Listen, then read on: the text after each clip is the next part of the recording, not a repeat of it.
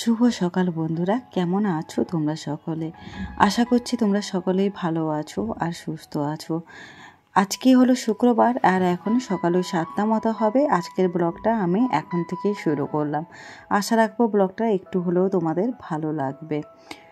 তো সকালবেলা ঘুম থেকে উঠে ফ্রেশ হয়ে নিয়েছি। এখন এই যে একটুখানি উষ্ণ গরম জলে লেবু আর মধু দিয়ে খেয়ে নিলাম। এইবার থেকে ভেবেছি এই রুটিনটা মেনে চলবো।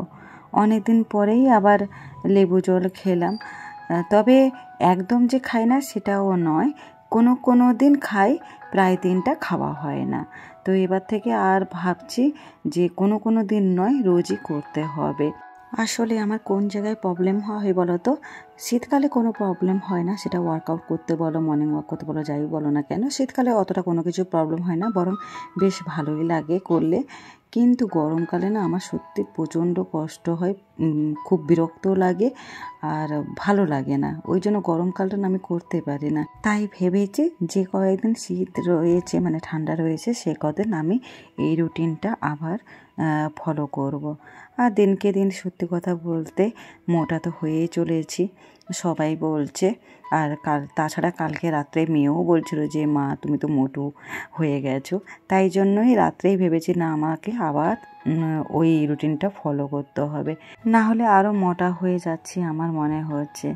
তো যাই হোক, এদিকে তোমাদের দাদা ভাইও বলছিল জানো তো যে জিমে ভর্তি হতে, মানে আমি একা নয়, ও আর আমি দুজনেই ভর্তি হব বলছিলাম। বাট আমি বললাম ঠিক আছে থাক, আর কয়েকদিন যাক, দিলে না হলে ভর্তি হওয়া যাবে। তো দেখা যাক, ভেবেছি মার্চ এপ্রিলের দিকে ভর্তি হব জিমে, কী হয় দেখি। আর এদিকে দেখো জলটা খেয়ে আমি টেবিলটা মুছে নিলাম আর জানালার স্ল্যাবগুলো ধুয়ে চেয়ারের কভারগুলো পরিয়ে নিয়েছি। আর কালকে দেখো অনেক ফল এনেছে বাবা, সেই ফলগুলো টেবিলে সাজিয়ে গুছিয়ে রেখে দিলাম। তারপরে আমি আলুটা কেটে নিয়ে এখন আলু ভাজা বসিয়ে দিচ্ছি একদিকে, আর একদিকে পরোটাও করে নেবো তোমাদের দাদা ভাইয়ের টিফিনের জন্য। রাত্রিবেলা যখন শুতে যাই তখনই ভাবি যে সকালবেলা ওকে কি টিফিন দেবো। আসলে ওকে টিফিন দেওয়াটা না ভীষণ চাপের গো। ও তো কোনো সবজি আরও তেমন খেতে চায় না, যার জন্য খুব চাপ হয়ে যায় ওকে টিফিন দেওয়া। সবজি খেলে তো কোনো ব্যাপার না, যে কোনো সবজি এটা করে দিলে নিয়ে চলে যাবে, সেটা তো খাবে না। ওই কারণে আমার ওর জন্য ভাবতে হয়। এদিকে পাস্তা, চাউ, ম্যাগি কোনো কিছুই নিতে চায় না। আবার এমনকি কালকে বলছে আমাকে এবার থেকে রুটিও দেবে না। তাহলে আমি ওকে দেবোটা কি? সেদিন নাকি রুটি নিয়ে গিয়ে ওর নাকি গ্যাস হয়ে গেছিলো, বমি টমি করেছিল, তো আমাকে বলছে আমাকে রুটিও দেবে না, রুটি খেলেও আমার গ্যাস হয়ে যাচ্ছে। আমি বলছি তাহলে আমি তোমাকে দেবোটা কি? প্রত্যেকদিন তো পরোটা দিতে পারি না, কারণ তেলের জিনিস প্রত্যেকদিন খাওয়াটাও ভালো নয়। এদিকে বলছো ভাতও নেবে না, তাহলে আমি তোমাকে দেবোটা কি? বলছে ঠিক আছে তাহলে প্রত্যেকদিন টিফিন দেওয়ার দরকার নেই, একদিন দেবে, মানে একদিন ছাড়া ছাড়া দেবে। আমি বললাম ঠিক আছে, দেখা যাক কতদিন এইভাবে চলে। তো আজকে পরোটা আর আলু ভাজা করে দিলাম, আর তার সঙ্গে একটুখানি খেজুর গুড়ও দিয়ে দিলাম। পুরুলিয়া থেকে যে খেজুর গুড়টা এনেছিল খেতে কিন্তু বেশ ভালো জানো। কয়েকদিন রাত্রে আমি তো তাই করছি, গুড় আর রুটি খাচ্ছি। শুধু আমি একা নই, আমার শ্বশুরমশাই আর আমি কয়েকদিন ধরে গুড় আর রুটি খাচ্ছি, আমার তো বেশ ভালো লাগছে। তোমাদের দাদাভাই অফিস চলে গেল, তারপরে আমি এই যে বাসি বিছানাপত্র আরও গুছিয়ে নিচ্ছি, মানে পুরো বেডরুমে যে কাজগুলো থাকে সেগুলো সব করে নিচ্ছি। এদিকে আমার গলাটা অবস্থা একদমই খারাপ, তোমরা হয়তো আমার ভয়েসটা শুনে বুঝতেই পারছো, গলাটা একদমই বসে গেছে, কথা বলতে পারছি না, মানে আটকে যাচ্ছে, কেমন একটা হচ্ছে। আমি তো ভাবতেই পারিনি যে আজকে ভিডিওটা আমি ভয়েস রেকর্ড দিতে পারবো। দেখো এডিট তো করে নেবো, কোনো অসুবিধা হবে না, কিন্তু ভয়েস রেকর্ড দিতে আমার ভীষণ অসুবিধা হচ্ছিলো, কষ্ট হচ্ছিলো। এই যে বারে বারে শুধু এরকমই হচ্ছে, জানো তো, কথা বলতে পারছি না, সেই জন্য আস্তে আস্তে করে কথা বলছি। আর শুধু কাশি হচ্ছে, মানে প্রচণ্ড রকমের ঠান্ডা লেগেছে। আসলে ঠান্ডা লাগারই কারণ কয়েকদিন ধরে বাইরে এত ঘোরাঘুরি করছি যে কি বলবো। তারপরে বাড়ি ফিরছি রাত 12টা 12:30টার সময়। ওই যে তোমাদের দাদাভাইয়ের বন্ধুর বাড়িতে গিয়েছিলাম, ওদের বাড়ি থেকে ফিরেছি 12:30টার সময়। তারপরে কালকে ননদের বাড়িতে গিয়েছিলাম, ওদের বাড়ি থেকে ফিরেছি কালকে 1টা 5-এ। মানে প্রত্যেক দিন এরকম রাত করে ফিরছি। তো আমার যেমন ঠান্ডা লেগেছে, মেয়েরও তেমনি ঠান্ডা লেগেছে, মানে মেয়ের মানে অবস্থা খারাপ ঠান্ডা লেগে। তো যাই হোক, চলো, অনেক কষ্ট করে আজকে কিন্তু ভয়েস রেকর্ডটা দিতে হচ্ছে। তো ওদিকে দেখো আমি ঘরটা মুছে নিলাম, ঘরটা মুছে এদিকে রান্নাঘরে ঢুকে পড়লাম। ততক্ষণে যা ভাত আরও করে নিয়েছে, ভাত চাটনি ভাজা হয়ে গেছে। এখন আমি পালং শাক দিয়ে ডাল করে নিলাম, আর পালং শাকের চচ্চড়িও করব। আসলে পালং শাকটা একটুখানি বেশি হয়ে গেছিলো, তাই চচ্চড়িটা করছি। আমার আসলে না পালং শাকের চচ্চড়ি খেতে অতটা ভালো লাগে না, আমার একটু পালং শাকের ডাল খেতে ভালো লাগে, তাই আমি পালং শাক দিয়ে একটুখানি ডাল করলাম আর চচ্চড়ি করলাম। তারপরে অফ ক্যামেরায় দেখো মাছের তেল ঝালটাও করে নিয়েছে। ব্যাস, আমার রান্না বান্না মোটামুটি আজকের মতো শেষ। এখন আমি রান্নাঘরটা পরিষ্কার আরও করে চলে যাব স্নানে।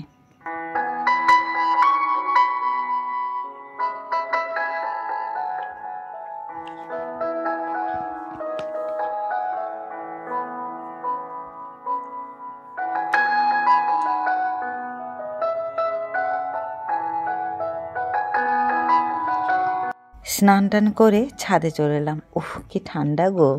যাই হোক, ভালো হয়েছে। এখন আমি ছাদে বেশ কিছুক্ষণ রোদ পোয়াতেও পারবো। এখন তো আমার নিচে তেমন একটা কোনো কাজ নেই, সব কাজই তো গুছিয়ে ফেলেছি। আর এখন দেখো 1 বালতিরও বেশি মোটামুটি জামা কাপড় কাচাকাচি হয়েছে, সেগুলো শুকাতে দিচ্ছি। আমাদের বাড়িতে রোজ কিছু কাজ থাকুক আর না থাকুক, মোটামুটি বালতি বালতি কাঁচা থাকবেই। মানে কি বলবো, বলে বোঝাতে যাবে না যে এত কাছাকাছি আমাদের থাকে। তো যাই হোক, রোদটাও আজকে বেশ ভালোই দিয়েছে। তো সকাল থেকে সংসারের কাজকর্মগুলো শুরু করেছিলাম বলে দেখো সময়ের মধ্যে আমি সব কাজকর্মগুলো গুছিয়ে উঠতে পেরেছি। এখন ওই 12:15 মতো হয়তো বাজবে, আন্দাজে বলছি, যদিও ঘড়িটা আমি অতটা দেখিনি। তো বলছি 12:15 মতো বাজবে। আমার মোটামুটি সংসারের সমস্ত কাজ শেষ। এখন আমি যেটা করব সেটা হলো আমার এক্সট্রা কাজ। এইভাবে সকালবেলা থেকে যদি একটু মন দিয়ে সংসারে কাজ করা যায়, তাহলে দেখবে সময়ের আগেই সংসারের সব কাজ গোছানোও যাবে, আর সব কাজের মধ্যে পরিষ্কার পরিচ্ছন্নতাও থাকবে। কারণ দেখো, কাজটা তুমি ধৈর্য নিয়ে রয়ে বসে করছো, তাড়াহুড়ো করে করছো না। সকাল থেকে কাজ করার এটা একটা ফায়দা বলতে পারো। এটা যদি আমরা বেলায় কাজকর্ম শুরু করতাম সংসারের কাজগুলো, তাহলে দেখবে অতটা পরিষ্কার পরিচ্ছন্নভাবে করা যেত না, কারণ আমরা সময়ের সাথে তালে মিলে চলতে যেতাম, ব্যাস কাজে একটু উল্টোপাল্টা হয়ে যেত। যাই হোক, এইভাবে গুছিয়ে কাজ করতে আমি পছন্দ করি, এটা আমার অভ্যাস। এই অভ্যাসের পরিবর্তন করতে কখনোই পারবো না। তো যাই হোক, এখন আমি যেটা করছি সেটা হলো আমার ঘরের এক্সট্রা কাজ। এই কাজটা করার কথা ছিল না, কিন্তু নিচে যেহেতু আমার সমস্ত কাজ গোছানো হয়ে গেছে, তো ভাবলাম এখন তো আমার কাছে বেশ অনেকটা টাইমই রয়েছে, তো ওই টাইমটা বেকার বসে বসে কাটাবো কেন, বরং কিছু কাজ করা যাক। তো ছাদের এই যে ফুলের টবগুলো অনেক দিন ধরেই ভাবছি একটু সরিয়ে নেবো, দিয়ে ভালো করে ঝাঁট দিয়ে গুছিয়ে রাখবো। মানে ছোটো টবগুলো একদিকে করে দেবো, আর এই যে সোলার বক্সগুলো একদিকে, তারপরে ট্রেগুলো একদিকে, এরকম সাজিয়ে গুছিয়ে রাখবো ভাবছিলাম কয়েকদিন ধরে। কিন্তু দেখো, এই কাজটা করতে যথেষ্ট একটা সময়ের ব্যাপার রয়েছে, তার উপরে রোদটাও আমার কাছে বেশ ম্যাটার করে। এখন যদিও ঠান্ডাকাল, হয়তো রোদটা অতটা গায়ে লাগছে না, তবুও আমি না বেশিক্ষণ রোদে থাকতে পারি না। গরমকালে তো একদম নয়ই, তবে ঠান্ডাকালে একটু হলেও রোদে থাকতে পারি, গরমকালে তো একটুও রোদটাকে নিতে পারি না, প্রচণ্ড কষ্ট হয়। তো যাই হোক, কাজটা অনেকদিন ধরেও পড়ে আছে, তাই ভালো না আজকে একটু করেই নিই। তাছাড়াও আমাদের বাড়িতে 1 জানুয়ারি একটা পিকনিক হওয়ার কথা আছে। যদি পিকনিক হয় তাহলে ছাদের এই দিকটাই রান্নাবান্না হওয়ার কথা রয়েছে, তো সেক্ষেত্রেও আমাকে পরিষ্কার করতেই হতো, তাই জন্য পরিষ্কার করে নিলাম। যাই হোক, আলটিমেটলি অনেক দিনের কাজটা আজকে করে উঠতে পারলাম। ভালো করে ঝাঁট দিয়ে নিয়েছি। এখন এই ছোটো টবগুলো দেখো এই কাঠের ওপরে সাজিয়ে গুছিয়ে রেখে দিচ্ছি।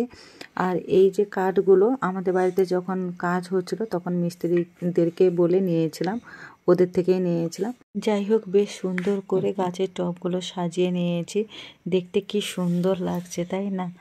আর এখন আমি গাছে জল দিয়ে দিচ্ছি, তারপরে আমি ছাদটাও একটুখানি ধুয়ে দেবো।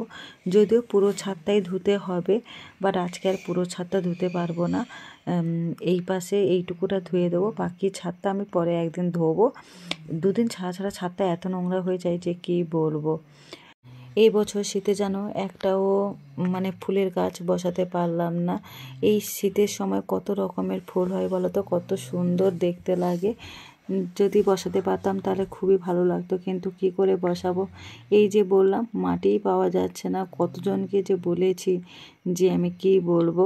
সবাই বলছে দেবে দেবে দেবে, কিন্তু কেউ দিচ্ছে না। বলছি কত পয়সা নেবে নাও, কিন্তু আমাকে মাটিটা দাও। মানে কি বলবো, কোথাও থেকে পাচ্ছি না। যেই গাছগুলো ছিল সেগুলোই রয়েছে, শুধু শ্বশুরমশাই কয়েকটা গাছ এনেছেন, সেগুলো নিচেই রয়েছে। আর এখন আমি এই ছাদটাকে জল দিয়ে একটুখানি ধুয়ে নিচ্ছি, তারপরে এই ছাদের উপরে বাচ্চাদেরকে স্নান করে দেবো ওই পাইপের জল দিয়ে। ওরা খুব আনন্দ পায় পাইপ জলে স্নান করতে। স্নান টান করে নিচে গিয়ে খাওয়া দাওয়া আরও করব। তো চলো বন্ধুরা, আজকের ভিডিওটা আর বেশি বড় করলাম না, এখানেই শেষ করলাম।